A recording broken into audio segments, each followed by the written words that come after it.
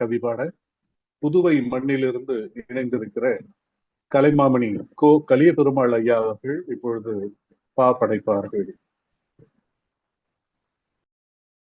அனைவருக்கும் என் அன்பு வணக்கம்.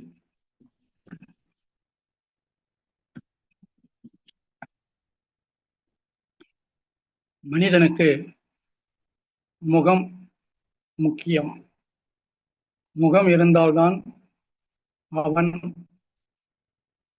மனிதனாகவும் காணப்படுவான். அதே போல மனிதனுக்கு மொழியும் முக்கியம். அந்த மொழியின் வளத்தை நன்கறிந்த நமது படைக்கல படைக்கல நமது தேடல்கள நிறுவனர் அவர்களால் இந்த முன்னெடுப்பு நிகழ்ச்சி ஒரு மாதத்தில் 2 முறை செவ்வனே செய்யப்பட்டு, ஒன்று உரைவீச்சாகவும் மற்றொன்று கவிதைகளில் கலை சொற்களாகவும் நாம் காணுகிறோம். ஆனாலும் இந்த நிகழ்வு வேறெந்த தளத்திலும் நிகழ்வதாக தெரியவில்லை. பொதுவாக இந்த நிகழ்வு தமிழுக்கு தொண்டு செய்யும் ஒரு நல்ல உணர்வை மற்றவர்களுக்கு ஊக்குவிப்பதுடன் நாம் அந்த நிகழ்வை நடத்தி கொண்டிருப்பதில் அவரோடு நாம் பெருமைப்படுகிறோம். இந்த நிகழ்வு பொதுவாக தமிழ் மண்ணில் இது ஒரு சிறப்பான நிகழ்வு. சங்க இலக்கியங்கள் பொதுவாக சங்க பாடல்கள் அனைத்தும் இலக்கண வடிவாகவே அமைந்து இருக்கும். அக்கால புலவர்கள் பேச்சிலும் தனது உரைநடையிலும் இந்த கவிதைகளையே அவர்கள் வாசித்திருக்கிறார்கள். கவிதை வழியாகவே அவர்கள் தங்களுடைய கருத்துக்களை பரிமாறியிருக்கிறார்கள் என்பதை நாம் நமது பழம்பெரும் சுவடிகளிலிருந்து நாம் காணலாம். இத்தகைய நிகழ்வு செம்மைப்படுவதற்கு நமக்கு தேடல் களம் ஒரு வழி காட்டும் பாதையாக அமைந்திருப்பது போற்றத்தக்கதாகும். அதில் நாம் பயணிப்பது நாம் வயதானவர்களானாலும் சரி, இளையவர்களானாலும் சரி, நாம் மொழிக்கு ஒரு நல்ல செயல்பாட்டை உருவாக்கி தருகிறோம் என்ற, அதாவது நாம் பிறந்த மண்ணுக்கு நம்மால் பெருமைப்படத்தக்க வகையில் அமைந்திருக்கிறது என்பது எண்ணி நினைக்கும் பொழுது அவை நமக்குள்ளே, அதாவது இரும்போது எல்லாம் இருமாப்பும் அடையலாம். ஏனென்றால் அனைவரும், பிறந்த மண்ணில் உள்ள அனைவரும் தமிழை போற்றும்படியாக இருக்கிறார்கள் என்று சொல்ல முடியாது. தமிழை சிதைப்பவர்களும் உண்டு, அதாவது மொழிக்கு முக்கியத்துவம் கொடுத்து அதை உயர்த்துவர்களும் உண்டு. அத்தகைய நிலையில் இந்த தேடல் களம் நம்மை வழிப்படுத்தி செல்கிறது. எனவே இந்த நிகழ்வை நமக்கு அளித்து நம்மோடு இருந்து இதற்கான செயல்பாடுகளை கொண்டு வரும் நிறுவனருக்கும் மொழி வாழ்த்து பாடினவர்களுக்கும் மற்றும் வாழ்த்துரை வழங்கியவர்களுக்கும் இந்த நிகழ்வை செம்மையுற வெளி உலகிற்கு தெரியும்படி இயங்கிக் கொண்டிருக்கும் IAS அகாடமி அவர்களுக்கும் மற்றும் இந்த நிகழ்வை பெருமைப்பட தனது கவிதைகளில் செதுக்கி உருவாக்கி வரும் என் போன்ற அறிஞர் பெருமக்களுக்கும் மற்றும் இதை இல்லந்தோறும் கேட்டுக்கொண்டிருக்கும் அல்லது மற்ற இந்த இணையத்தின் வாயிலாக கேட்டுக்கொண்டிருக்கும் அனைவருக்கும் இந்த தமிழ் பெருமையை இந்த தேடல் களம் எவ்வாறு கையாளுகிறது என்பதை அவர்கள் புரிந்து கொள்ளும் அளவுக்கு ஒரு சிறப்பான தமிழ் தொண்டு ஆற்றி வருவதை நாம் பெருமையாக கூறிக்கொள்வதில் நாம் அது பெருமை அடைகிறோம். அத்தகைய சிறப்புக்குரிய நிகழ்வை இப்பொழுது நான் என் கவிதைகளில் உங்களுக்கு தெரிவிக்க விரும்புகிறேன். கவிதைகளில் கலை சொற்களை களமாட வைக்கும் காணொளி கவினாய்வு திறனரங்கில் தேடல் களத்தின் வாயிலாக கொடுக்கப்பட்ட அமர் என்பதற்கு போர் என்று எடுத்துக்கொண்டேன். அயில் என்பதற்கு வேல் என்று எடுத்துக்கொண்டேன். ஆடுனர் என்பதற்கு கூத்தாடுபவர் என்று எடுத்துக்கொண்டேன். இமிர் என்பதற்கு ஒளி செய் என்று எடுத்துக்கொண்டேன். குவித்தல் என்பதற்கு செலுத்துதல் என்று எடுத்துக்கொண்டேன். என்றூல் என்பதற்கு கதிரவன் என்று எடுத்துக்கொண்டேன். ஓவா என்பதற்கு மாறாத என்று எடுத்துக்கொண்டேன். கரி என்பதற்கு யானை என்று எடுத்துக்கொண்டேன். குருணை என்பதற்கு விலங்கின் குட்டி என்று எடுத்துக்கொண்டேன். கையறு என்பதற்கு செயலறு என்று எடுத்துக்கொண்டேன். செப்பம் செம்மை என்று எடுத்துக்கொண்டேன். தமியர் தனித்தவர் என்று எடுத்துக்கொண்டேன். இப்பொழுது நான் இயற்றிய கவிக்குள் செல்கிறேன். இது எண் சீர் விருத்தம். இதை நமக்கு நம்முடைய சிறப்புகளை எடுத்து சொல்லி வரும் ஐயா படைக்கலப்பாவூர் அவர்கள் இதை நன்கு அறிவார். எனவே அவரும் என்னை போல நிபுணத்துவம் என்று சொல்லும் அளவுக்கு பெருமைப்படக்கூடியவர். பலவித இதழ்களில் அவருடைய படைப்புகள் வந்த வண்ணம் இருப்பதை நாம் பார்க்கலாம். அவர் மேலும் ஒரு செயல்பாட்டை உருவாக்கி அதில் ஒரு பொறுப்பில் இருக்கிறார் என்பதும் அவர் வாயிலாக நாம் கேள்விப்பட்டோம். மிக்க மகிழ்ச்சி. அதோடு இந்த சிறப்பான நிகழ்வை எடுத்து செல்லும் எல்லாவித இடர்பாடுகளிலும் இருந்தும் நம்மை கொண்டு எடுத்து செல்லும் ஐயா அவர்களுக்கும் எனது வணக்கத்தை சொல்லி எனது கவிதையை ஆரம்பிக்கிறேன். அமருற்ற இடந்தனிலே அரசனோடு அணைந்திங்கு போர் செய்ய படைகள் காணும். உம்பர் போல் உற்ற வீரர் அயிலை ஏந்தி உற்ற வெற்றிக்கு உலாவருவர் அங்கும் இங்கும். தம்முயிரை பொருட்படுத்தா வீரருக்கே தவறாது கழித்திட ஆடுனரும் உண்டங்கே. இம்மியுமே வழுவாப்போர் அறங்களோடு இனிதுரைத்தே இமிர் செய்து போரும் மூலும். இது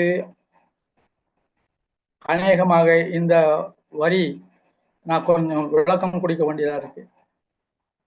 இந்த வரிக்கு என்ன அர்த்தம்னா, சங்க காலத்துல போர் நிகழுதுன்னா, அதாவது முதியவர்,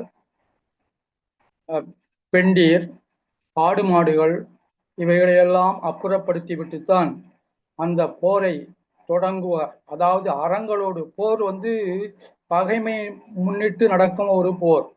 ஆனாலும் அந்த போர் பகைமை முன்னிட்டு இருந்தாலும் ஒரு நல்ல அறத்தோடு கூடிய செயல்பாடுகளை கொண்டதாக நமது தமிழர்கள் வாழ்ந்தார்கள் என்பதை இந்த சொல் மூலம் அதை நான் கூறியிருக்கிறேன்.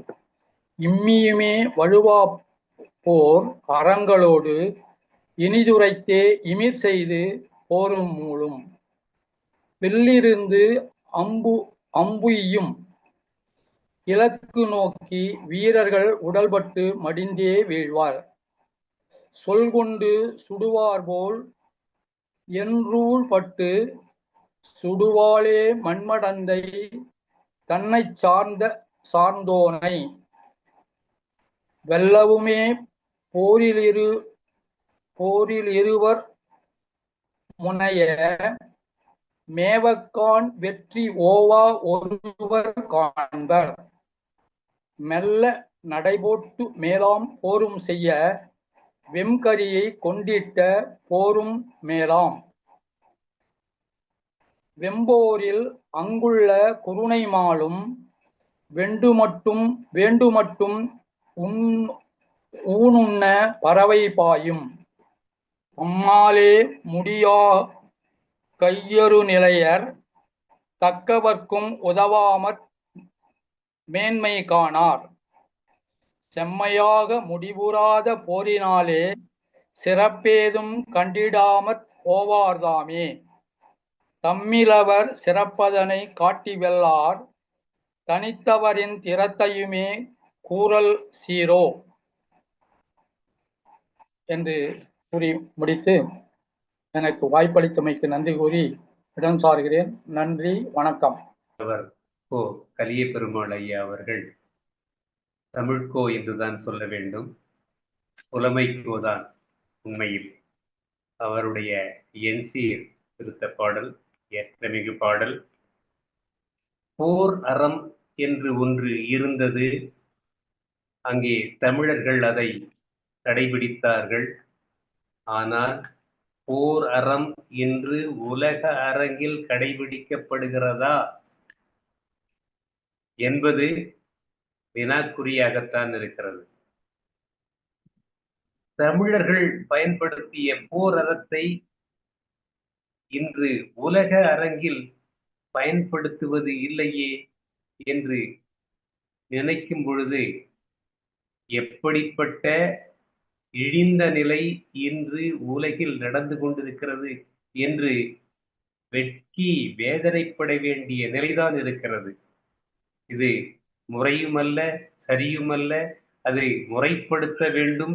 அதை வருங்காலத்திலாவது முறைப்படுத்துவார்களா என்பது நடக்க வேண்டும் என்பது நம்முடைய விளைவு. அதை இம்மியுமே வழுவாப்போல் மரங்களோடு அந்த வீரர்களுடைய தம்முடைய, அதாவது ஏற்கனவே ஐயா சொல்லிட்டார், முதியவர்கள், குழந்தைகள், பெண்கள், விலங்குகள் இதெல்லாம் ஒதுக்கிட்டு அதை துன்புறுத்தக்கூடாதுன்ற ஒரு போராட்டம் இருந்தது.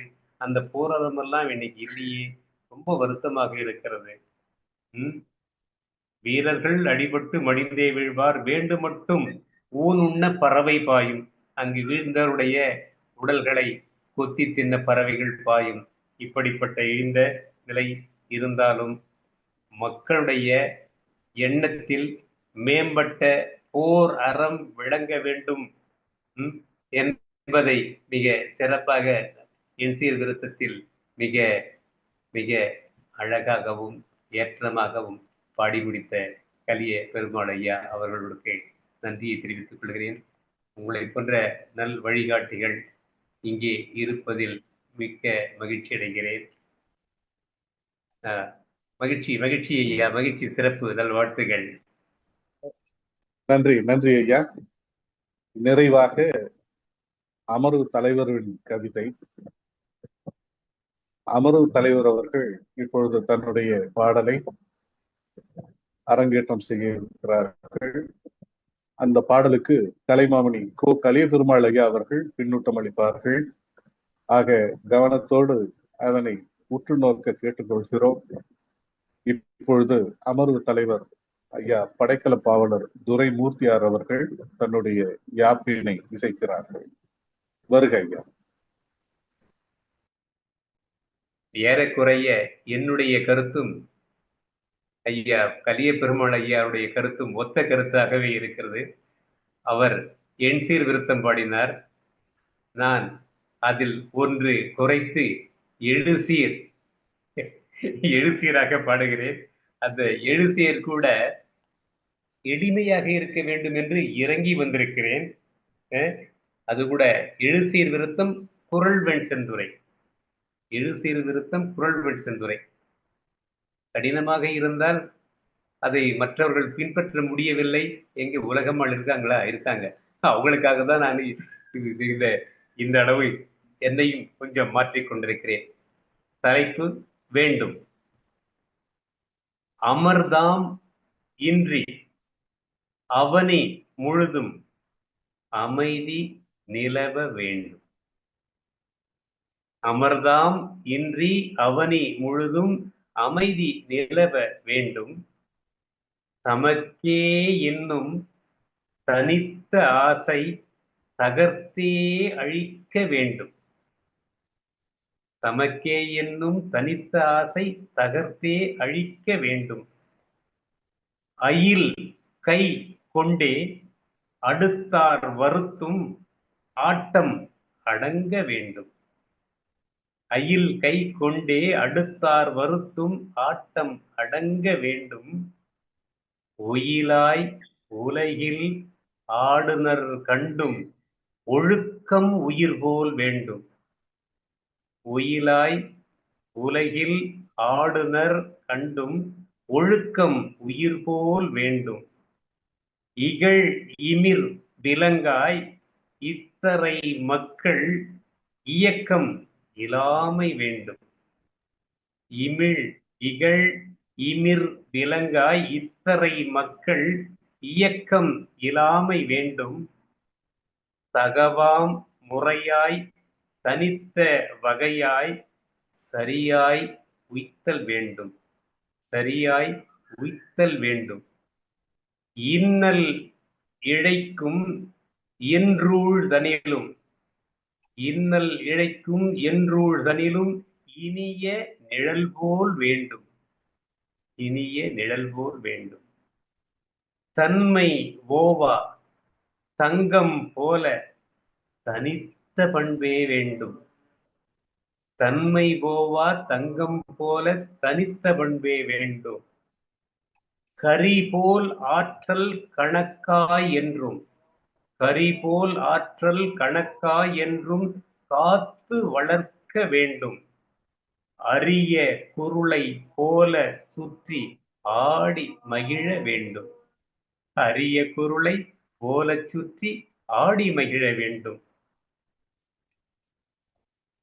கப்பும் துயரை கடிதே போக்கி காணும் கனலாய் வேண்டும். கப்பும் துயரை கடிதே போக்கி காணும் கனலாய் வேண்டும். செப்பும் வகையில் செப்பம் ஆக்கும் சிறப்பால் செழிக்க வேண்டும். செப்பும் வகையில் செப்பம் ஆக்கும் சிறப்பால் செழிக்க வேண்டும். தயக்கம் போக்கும் தரமும் உரமும் தானே பெருக்க வேண்டும். தயக்கம் போக்கும் தரமும் உரமும் தானே பெருக்க வேண்டும். கயமை காலன் கையறும் போக்கால் கயமை காலன் கையறு போக்கால் கனி தேன் இன்பம் வேண்டும். கனி தேன் இன்பம் வேண்டும். ஒயிலை போன்றோர் உறவை ஒதுக்கி உயர் நெல் மணி போல் வேண்டும். உயர் நெல் மணி போல் வேண்டும். தமியர் எனவே சான்றோர் வாழ்த்தும் தலைமை தழைக்க வேண்டும். தலைமை தழைக்க வேண்டும். மகிழ்ச்சியா. நன்றி. பொதுவாக ஒரு பழம்பாடல் உண்டு. நல்லாரை காண்பதுவும் நன்றே, நலமிக்க நல்லார் சொல் கேட்பதுவும் நன்றே, நல்லார் குணங்கள் உரைப்பதுவும் நன்றே, அவரோடு இணங்கி இருப்பதுவும் நன்றே என்ற ஒரு பழம்பாடல் ஒன்று உண்டு. இவை இந்த பாடல் பாடியவர் தமக்காக பாடப்பட்டதல்ல. எப்பொழுதும் நல்ல உள்ளங்கள் பாடும்பொழுது அவை பொது நன்மைக்காகவே அவர்கள் பாடுவார்கள். இப்பொழுதும் சரி, எப்பொழுதும் சரி. மனத்தில் உள்ளது நல்லபடி இருக்க வேண்டும், நல்ல சொற்களையே சொல்ல வேண்டும் என்ற எண்ணமுடையவர்களாக சங்ககால மக்கள் இருந்ததனால் இந்த பாடல் அவர்கள் வாயிலாக உருவானது. அவர்கள்னா எல்லோரும் இல்லை, பொதுவாக ஒரு புலவன் வாயிலாக வெளிவந்தது. அதே போல நல்லவர்களோடு நாம் சேர்ந்து இருப்பதும், நல்ல சொற்களை கேட்பதும், அவர் சொல்லும் சொல்லுக்கு கட்டுப்பட்டு அந்த வேலையை செய்வதும், இவை நமது வாழ்க்கை, அதாவது இவ்வுலக வாழ்க்கையை நல்ல தரத்தை நமக்கு உருவாக்கும். அதை போலத்தான் இப்பொழுது நமது படைக்கல பாவலர் அவர் ஒரு சிறந்த தமிழறிஞர். நான் சொல்லி உங்களுக்கு தெரிய வேண்டியதில்லை. அவர் கூறும் கருத்துக்கள் வெட்டு ஒன்று துண்டு இரண்டு என்பதைப் போல கருத்தும் பொருண்மையும் அமைந்த வண்ணம் அவர் கூறும் கருத்துக்கள் இருப்பதை நீங்கள் நன்கு உணரலாம். பொதுவாக கவிதை பாட இந்த பழம் சொற்களில், அதாவது கலை சொற்களில் நாம் கவிதை பாடுவது என்பது அவ்வளவு எளிய முறையல்ல. இது இலக்கணத்தோடு இருந்தாலும் இலக்கணத்தோடு இல்லாமல் இருந்தாலும் இந்த பாடல் பாட வருகிறவர்கள் பொதுவாக மனிதருள், அதாவது தமிழ் மொழியுள் அவர்கள் மாணிக்கம் என்று கூறப்படலாம்.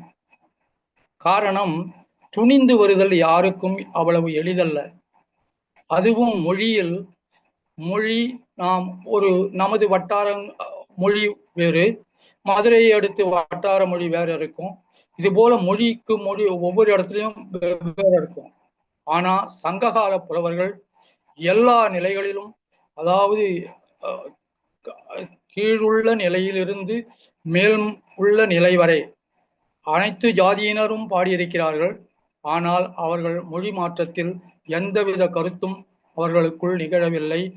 இந்த மொழி இதுக்குத்தான் சமம் என்றால் அந்த சொல்லுக்குத்தான் அது சமமாக இருக்கிறது. ஆனால் இங்கு நாம் அத்தை, ஒரு உதாரணத்துக்காக சொல்கிறேன், இங்கு அத்தை என்று நாம் சொல்லுகிறோம். அதே நமது பக்கத்தில் ஒரு 100 கிலோமீட்டர் தூரத்தில் உள்ள சென்னையில் நீங்கள் அத்தை என்பதை அத்தை என்று சொல்லும் ஐத்தை என்பார்கள். இவ்வாறு இடத்துக்கு இடம் மாறுபடும் இந்த மொழி. அதாவது தமிழ் பழங்கால அந்த கலைச்சொற்கள் என்றுமே மாறுபட்டதில்லை. இது ஒரு தனித்துவம் பெற்ற ஒரு சிறப்புமிக்க தமிழில் உள்ள ஒரு பெருமைக்குரிய இந்த நிலையை நமது தேடல் களம் ஆராய்ந்து அறிந்து எடுத்து செல்லுகிறது என்றால், இதை கண்ணுறும், இதை இணையத்தின் வாயிலாக கண்ணுறும் பேரறிஞர்கள் போற்றுவார்கள் நிச்சயமாக. ஏனென்றால் எவ்வளவு படித்தறிந்தாலும் அந்த ஒக்காபுலரி என்பது சொல்வார், அது அகராதி என்று சொல்லுவார்கள். அந்த அகராதியை கொண்டுதான் இதை மேன்மைப்படுத்த முடியும். இதை நாம் பாட, அதாவது இப்ப நான் இலக்கணத்தோடு என்சீர் என்று கூறி நான் பாடுகிறேன். மற்றவர் அவருடைய சாதாரண வகையில் பாடுவார்கள், அது தனிப்பாடல் மாதிரி பாடுவாங்க. இப்ப எல்லாத்துக்குமே அது இலக்கணத்தோடு ஒத்து வரக்கூடிய சூழலில் நமது பாவலர், படைக்கல பாவலர் காண்கிறார். அதனுடைய செயல்பாடுகளை இன்னும் சற்று நீங்கள் கடைபிடித்தால் செவ்வனே இது இலக்கணத்துக்குரிய பாடலாக அமையும் என்று கூறி இருப்பதை நாம் இப்பொழுது இந்த இணையத்தின் வாயிலாக நாம் பார்க்கிறோம். எனவே இங்கு நாம் இலக்கணத்தின் வாயிலாகவும் தனி பாடலாகவும் பாடினாலும், அதாவது பழக பழக நமக்கு எல்லாம் சிறப்பாக அமையும். எறும்பூர கல்லும் தேயும் என்பார்கள். அதுபோல இந்த சிறப்பு அமைவதற்கு நமக்கு சரியான துணையாக படைக்கல பாவலர், நம்ம தேடல் கள தலைமையும் இதற்கு சிறப்பான செயல்பாடுகளை கொண்டு முனைந்திருப்பது போற்றத்தக்கதாகும். மேலும் படைக்கல பாவலர் அவர் தமிழை நன்கு கற்றவர். இலக்கணத்தை தன்னுடைய பெரும் முயற்சியால் கற்றதை காட்டிலும் கேட்டலும் மற்றும் அதை உணர்ந்து துய்த்தலும் ஆகிய எல்லா செயல்பாடுகளையும் மிக்கவராக விளங்கி இப்பொழுது நல்ல ஒரு படைப்புகளை, உங்களுக்கு தெரியுமோ என்னவோ எனக்கு தெரியாது, ஆனால் வெளிவரும் சில இதழ்களில் அவருடைய பாடல்கள் நான் படிக்க நான் அதாவது மனதில் மகிழ்ச்சி கொள்வேன். நீங்கள் அவ்வாறு படித்திருக்க வாய்ப்பில்லை. ஏனால் உங்களுக்கு அது மாதிரியான இதழ்கள் கிடைப்பதற்கு கொஞ்சம், ஏன்னா அதாவது பாம்பன்கால் பாம்பரியும் என்பதை போல அதில் உள்ளவர்கள்தான் அது மாதிரியான செயல்பாடுகளில் அந்த இதழ்கள் எங்கு கிடைக்கும் என்று தேடி துருவி அதை ஆராய்ந்து அதை படிப்பார்கள். அதை வாங்கி படிப்பார்கள். இல்லை அதை மாத சந்தா கட்டி அதை வாங்கி படிப்பாங்க. அப்படி வாங்கி படிக்கிறதுல அவருடைய பாடல் சிறப்பாக உள்ளது. அத்தகைய பெருமைக்குரியவர் நமக்கு ஒரு துணையாக நின்று நாம் பாடும் பாடலுக்கு, அதாவது இந்த சங்ககால பாடல்கள் கலைச்சொற்கள், நாம் செதுக்கிய கலைச்சொற்களுக்கு அவர் சிறப்பான அந்த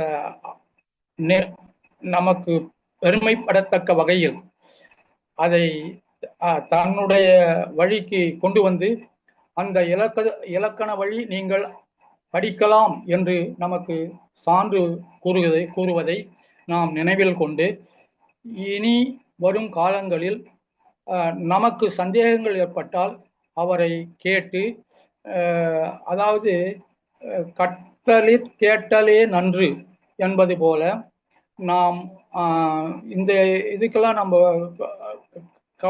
அதாவது கூச்சப்படக்கூடாது. நாம் மேலும் மேலும் இருக்கும் வரையிலும் மொழியை காப்பாற்றுவர்களாக நாம் முன்வந்து இருப்பதனால் இது மாதிரியான அறிஞர் பெருமக்களிடம் அந்த நமக்கு தெரியாதவற்றை கேட்டு தெரிந்து கொள்வதில் நாம் மிகவும் பண்டித்தியம், அதாவது நமக்கு நம் மொழிக்கு முக்கியத்துவம் கொடுப்பவர்களாகவும் இருக்கிறோம். அதே சமயத்தில் நமது வயது ஏறினாலும் அல்லது நாம் பல வேலைகளில் இருந்தாலும் நாம் தாய்மொழி உணர்வோடு இருக்கிறோம் என்ற ஒரு நல்ல நிலையை நாம் உருவாக்கி கொள்ள வேண்டும். ஏனென்றால் ஒன்றை செய்ய நமது மனம் இடம் கொடுத்து விட்டது. கொடுத்த மனதிற்கு சிறப்பான, அதாவது பாரதியும் பாரதிதாசனும் தமிழை படித்தால் நீ உயிர் வாழ்வாய் என்று கூறியிருக்கிறார்கள். அது உண்மை. அதாவது மொழி நாம் படிக்க நமக்கு அறநெறிகளை உணர்த்துவதாலும் அந்த அறநெறிகளின் வாயிலாக பெறப்படும் கருத்துக்கள் மனதில் ஊன்றுவதனாலும் தவறுகள் நடக்கா வண்ணம் நம் வாழ்க்கை செம்மையுற நடக்கிறது.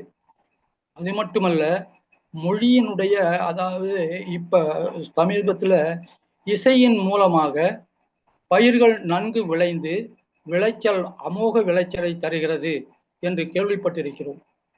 அது பல ஏடுகள் வாயிலாக, பல இதழ்கள் வாயிலாக, அல்லது நம்ம வானொலி மூலமாகவும் நாம் கேள்விப்பட்டிருக்கிறோம். இவ்வாறு கேள்விப்படும் செயல்கள் நமக்கு பெருமை தரக்கூடியதாகவும், இப்படியும் உண்டா என்ற ஒரு கேள்வியை நமக்குள் எழுப்பிய வண்ணம் உள்ளது போல, தமிழ் நாம் படிக்க நமது வளர்ச்சியை கொடுக்கும். அந்த தமிழ் வளர்ச்சியினால் நாம் இன்னும் சிறிது காலம், அதாவது 10 ஆண்டுகளுக்கு முன்ன இறக்க, ஒரு 10 ஆண்டுகளுக்கு கடந்து போய் நம்ம இறக்க வேண்டிய ஒரு சூழ்நிலை வரும். அதனால நம்ம தமிழ் நமக்கு உயிரை கொடுக்கக்கூடியது.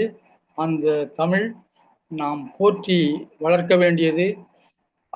அதில் எல்லோரும் போற்றி இருக்கிறார்கள் அல்ல, இதுல நாம ஈடுபட்டுட்டோம்.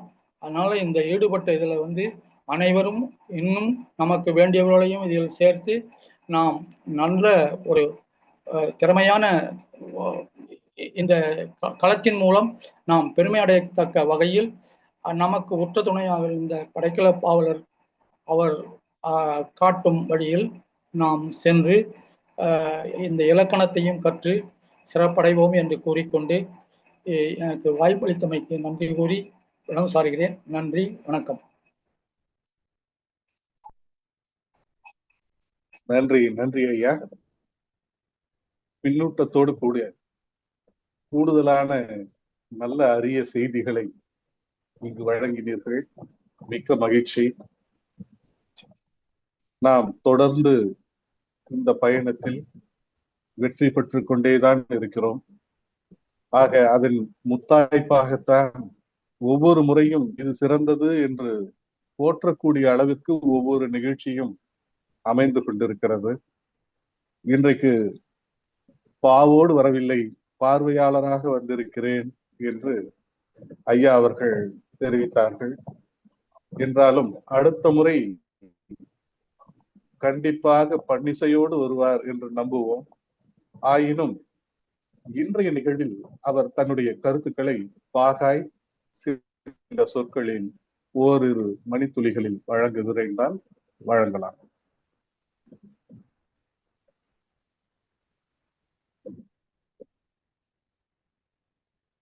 ஐயா ராஜா அவர்கள் வழங்கலாம். ஐயா உங்களுடைய ஒளிவாங்கியை திறந்துக்கணும். அனைத்து ஆண்டோர் சான்றோர்களுக்கும் எனது வணக்கத்தை தெரிவித்துக் கொள்கிறேன். மிகச் சிறப்பான ஒரு கவியரங்கம் ஐயா இது. கடினமானதும் கூட. இதில் பயில தமிழ் கைவர பெறும் அப்படிங்கிற ஒரு நம்பிக்கை வருதுங்க. பொதுவாக நம்ம ரொம்ப எளிமையான முறையில் தான் இது வரைக்குமே நாங்கள் கவிதைகள்லாம் எழுதியிருக்கிறோம்.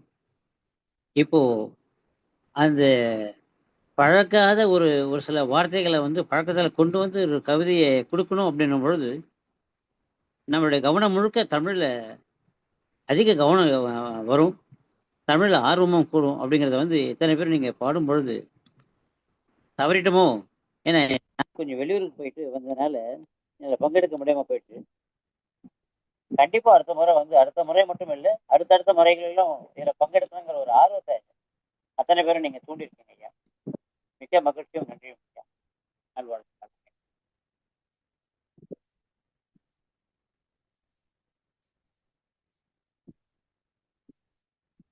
ஒளி வாங்கி எடுத்துட்டு பேசுங்க ஐயா. ஒளி வாங்கி ஐயா.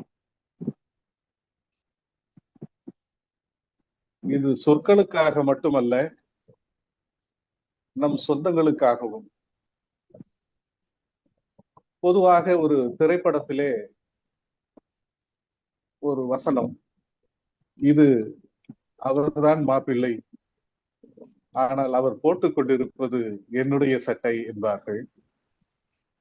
ஆனால் இங்கு நாம் சட்டையாக வழங்காமல் அதனை மிக நேர்த்தியாக எப்படி வேண்டுமானாலும் எவருக்கு வேண்டுமானாலும் எந்த அளவிலும் அதை தைத்துக் கொள்ளும் வகையில் பயனாடையாக துணியாடையாக வழங்குகிறோம். அதனை ஆடையாக மாற்றிக்கொள்வது அவரவர்கள் கரங்களில் என்பதனை தெளிவாக உணர்ந்ததனால்தான் இங்கே ஐயா கோடிட்டு காட்டினார்கள். அந்த காலகட்டத்தில் சங்க இலக்கிய காலத்தில் எல்லோருக்குமே ஆழ்ந்த தமிழ் சொற்கள் தெரிந்திருந்தது என்பதுதான் முக்கியமானதாக உணரப்பட வேண்டிய செய்தி. காரணம், அனைத்தும் பாவகைகளில்தான் பாடப்பட்டிருக்கிறது. கருத்து பரிமாற்றங்கள் கூட அத்தனை பேருக்கும் சரியாக போய் சென்று சேர்ந்திருக்கிறது. எழுத்துருவம் பெறாத வகையில் இருந்த சூழ்நிலையில் கூட ஒளி வடிவிலேயே அவைகள் சென்று சேருகிற வகையில் இருக்கிறது என்று சொன்னால் அது நிச்சயமாக யாப்பிலக்கணத்திற்குள் அடைபட்டால் ஒழிய அது இலகுவாக மனனம் செய்ய இயலாது. ஆக அப்படிப்பட்ட அருமையான அறிஞர்களாக நம்முடைய பழங்குடிகள் இருந்திருக்கிறார்கள், மூதாதையர்கள் இருந்திருக்கிறார்கள் என்று எண்ணுகிற போது மிகவும் பெருமையாகவும் பூரிப்பும் அடையக்கூடிய ஒரு செய்தியாக நாம் உணர்கிறோம்.